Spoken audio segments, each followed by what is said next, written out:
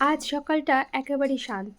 বাচ্চারা স্কুলে আর আমার হাজবেন্ড অফিসে চলে যাবার পর ভাবলাম এই সময়টা শুধু বসে না থেকে নিজের পছন্দের কিছু কাজে লাগাই।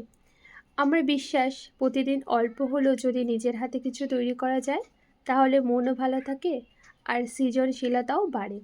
অনেক দিন ধরে একটা খালি শ্যাম্পুর বোতল রেখে দিয়েছিলাম, ভেবেছিলাম ফেলে না দিয়ে এটাকেই নতুন কিছু দেওয়া যাক, রূপ দেওয়া যাক। বোতলটা অর্ধেক করে কেটে তারপর সুতোর হালকা কাজ করলাম, তার উপর কালার রং, তারপর রং দিয়ে ধীরে ধীরে ফুটিয়ে তুললাম এবং ক্লে দিয়ে একটা সুন্দর আর্ট বানালাম। খুব সাধারণ একটা জিনিস, কিন্তু একটু সময়, যত্ন আর কল্পনা মিশিয়ে সেটাই হয়ে উঠলো একদম নতুন। অনেক দিন ধরেই আমার ইচ্ছে ছিল মানি প্ল্যান্টের জন্য একটা ছোট্ট ডেকোরেটিভ পট বানাবো।